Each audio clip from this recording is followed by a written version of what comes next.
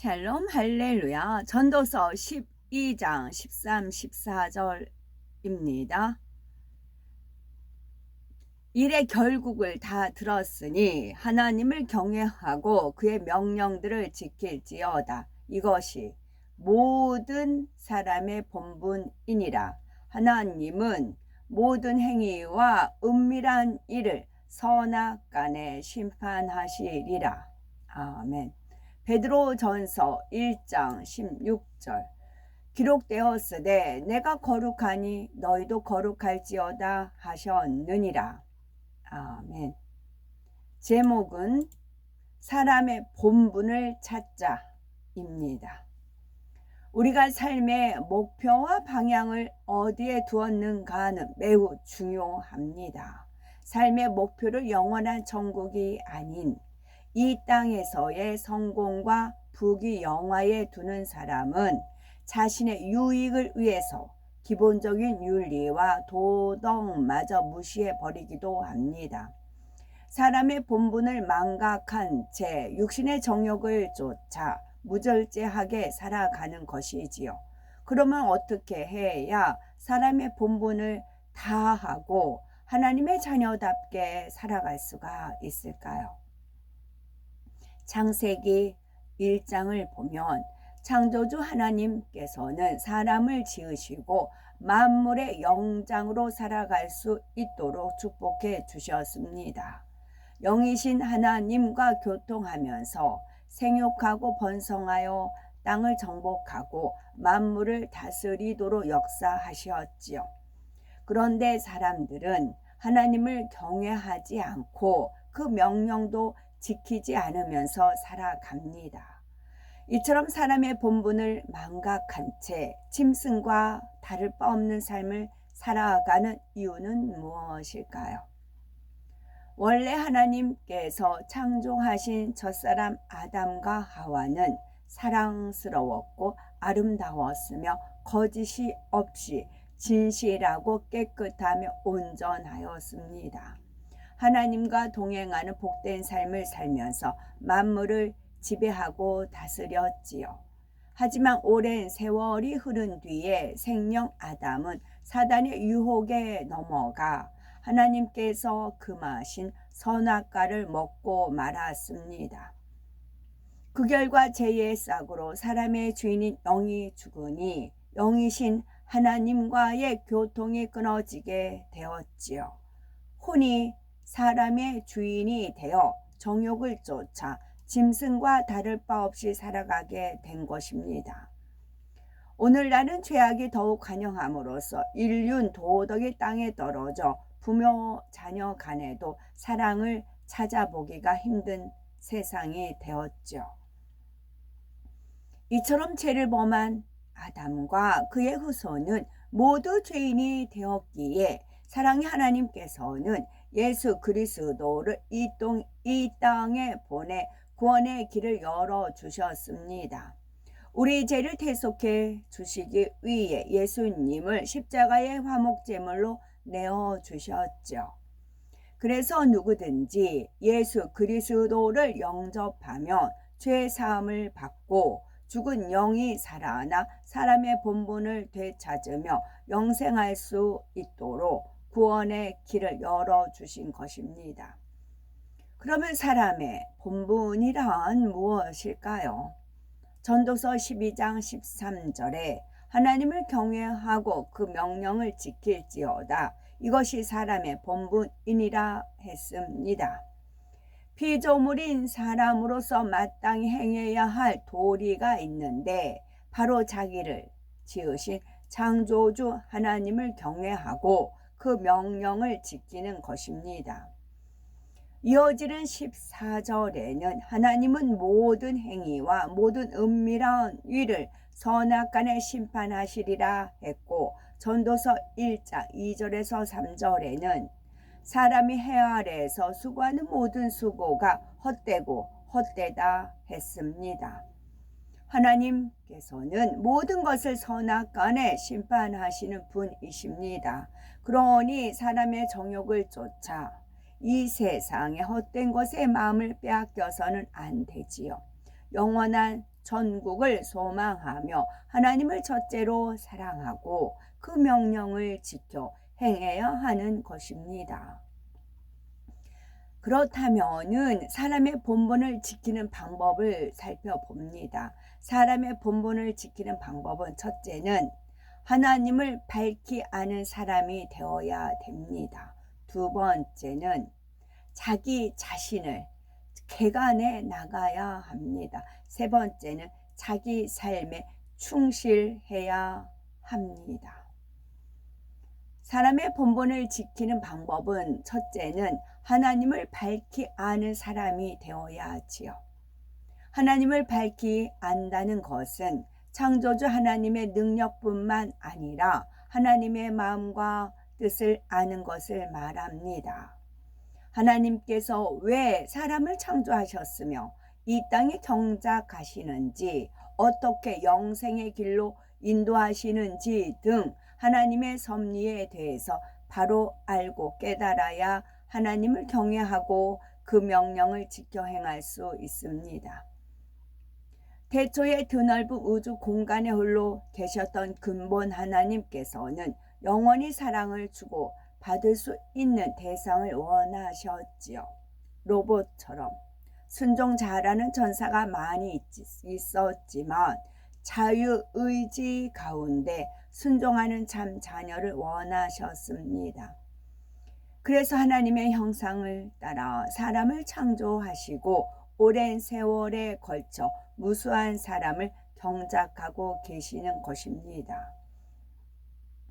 부모가 자녀를 낳아 기르려며 많은 수고가 따르지만 사랑을 주고 받으면서 행복을 느낄 수 있고 훌륭하게 장성하면 큰 기쁨이 되기 때문에 수고도 마다하지 않습니다.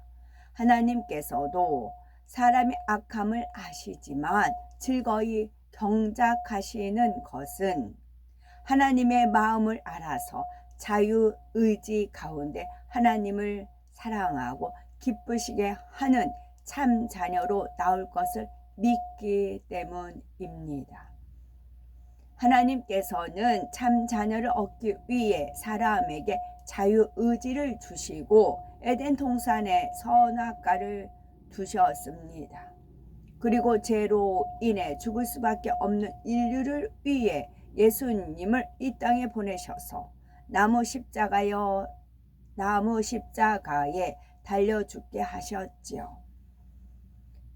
예수님께서는 죄가 없으심으로 사망 권세를 깨뜨리고 부활하셨습니다. 그리하여 예수 그리스도를 영접하면 누구든지 죄 사함을 받아 하나님의 자녀된 권세를 얻게 되었지요. 사람은 태어날 때부터 부모의 길을 받아 여러 가지 죄성을 타고납니다. 성장 과정 중에도 진리와 맞지 않는 것들을 보고 들으며 배우는 만큼 악해질 수밖에 없습니다. 그러나 예수 그리스도를 영접하여 성령을 선물로 받으면 말씀과 기도로 거룩한 하나님의 참 자녀가 될 수 있습니다. 천국과 지옥을 알고 창조주 하나님과 원수 마귀도 알며 죄의 싹신 사망이라는 것과 불의가 얼마나 추하다는 것을 깨달아 불같이 기도하여 악은 모든 모양이라도 버리기 때문이지요. 따라서 우리가 하나님을 밝히 알아가야 사람의 본분인 하나님을 경외하고 그 명령을 지켜 행할 수가 있는 것입니다. 두 번째는 자기 자신을 개간해 나가야 합니다. 사람의 본분을 찾는 방법입니다. 두 번째, 자기 자신을 개간해 나가야 됩니다.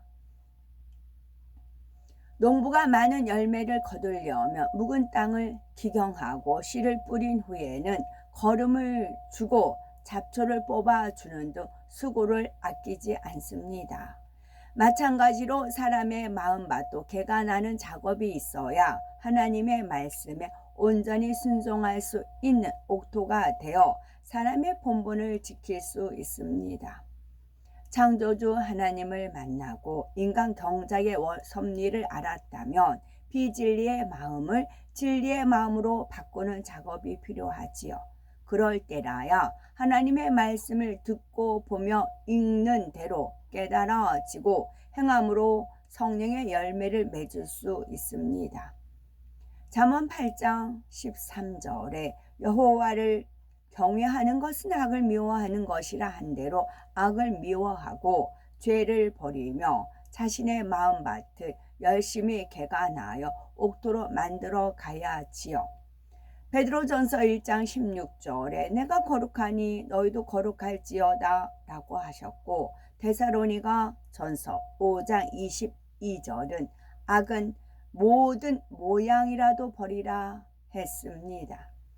그러니 마음밭을 개간하고 오직 하나님 말씀대로 살아 성령의 열매, 영적인 사랑, 발복 등의 열매를 맺어야 할 것입니다. 세 번째는 자기 삶에 충실해야 합니다. 사람의 본분을 지키려면 맡은 일을 잘 감당할 뿐만 아니라 자기 삶에 충실해야 합니다. 각자의 위치에서 최선을 다하는 삶을 살아야지요. 예를 들어 부모는 부모의 역할을 잘 감당하고 자녀는 자녀로서 해야 할 도리를 다해야 합니다. 학생은 본분인 공부를 잘해야 되고, 군인은 국방의 의무를 이행해야 하고, 하나님 일을 하는데도 마찬가지입니다.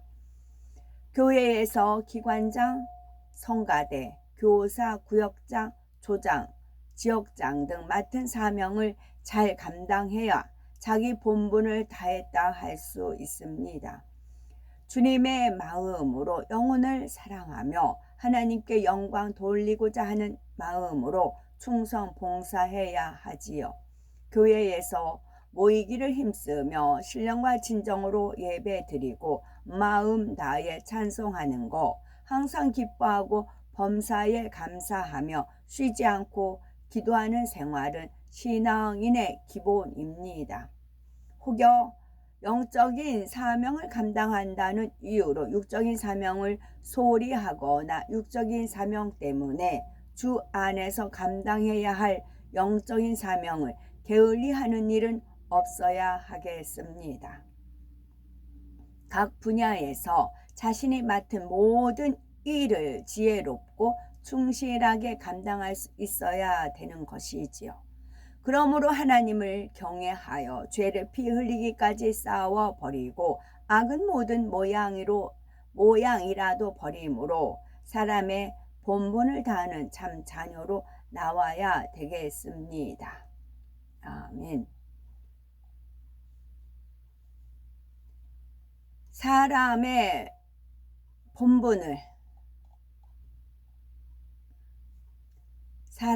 본분을 다하고 하나님 자녀답게 살아가려면 어떻게 해야 될까요? 사람의 본분을 다하려면 하나님을 경외하는 거라 했습니다.